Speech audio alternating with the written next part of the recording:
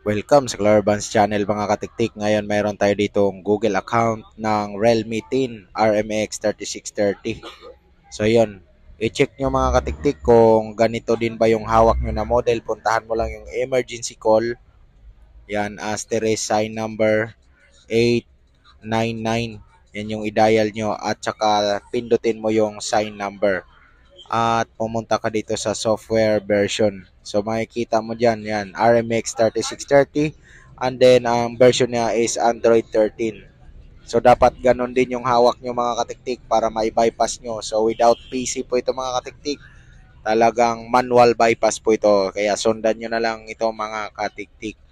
So pagdating dito sa Wi-Fi, pindutin mo yung parang I and then share, nearby, tapos ito turn on, tapos itong need help sharing. Tapos may ano dyan mga katiktik, tatlong tuldok sa taas.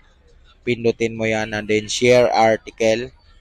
Piliin mo dito mga katiktik yung message. Ayan, agree. New message at i-type mo dito sa taas 911. Send to 911.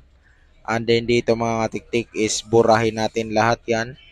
Kailangan natin mabura yan lahat. Tapos mag-type tayo ng www.youtube.com. So yan po yung itatype natin and then isi-send natin yan mga katiktik. So make sure mga katiktik na tama yung spelling at merong tuldok, dapat small letters lahat. So yan mga katiktik, need natin ng SIM card para ma-send. Ayan, nanghihingi po siya. Hindi po natin masisend yan kapag wala tayong SIM card na nilagay. So eject natin ang SIM tray at ilagay natin yung kahit anong SIM card pwede dyan mga katiktik. Dapat walang password yung SIM card natin. Normal na SIM card, lagay natin.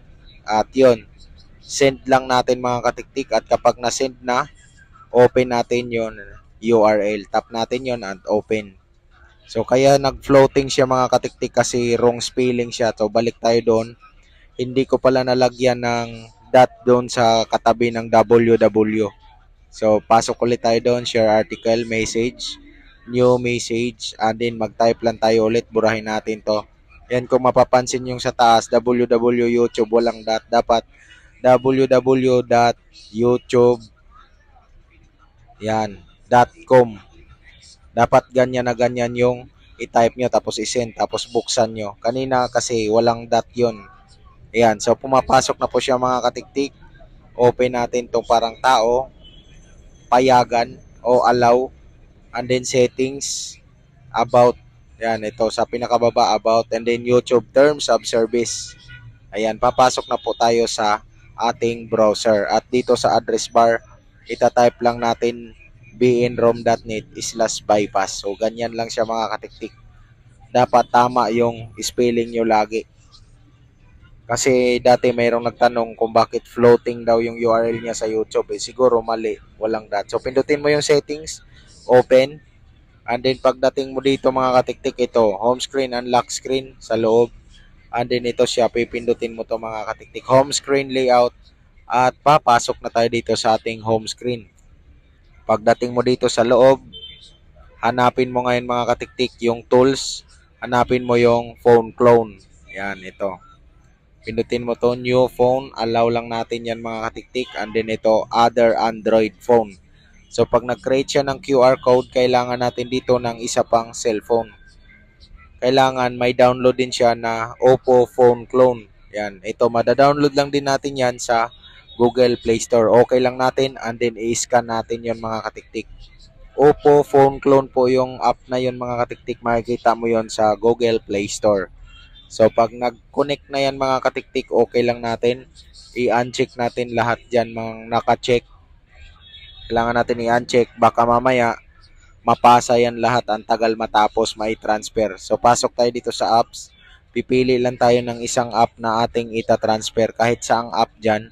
So, ang pinili ko kasi mababa yung MB niya. Kaya mabilis siya i-transfer. Kapag malaki MB, matagal i-transfer. So, mamili ka lang ng isang app na ita-transfer mo doon mga katiktik. So, pag na-transfer na, yan, pindutin mo lang yon, done. Tapos, set up mo na lang ito mga katiktik. Skip. Yan, done.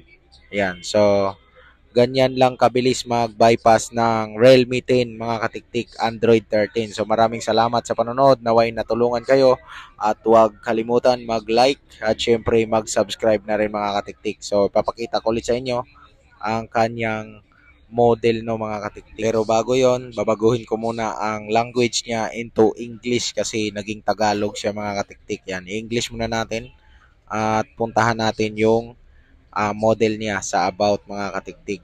Yan, settings lang yon. Makita naman natin niya ang kanyang buong pagka-model number niya at version. So yan, ito po yun siya mga katiktik.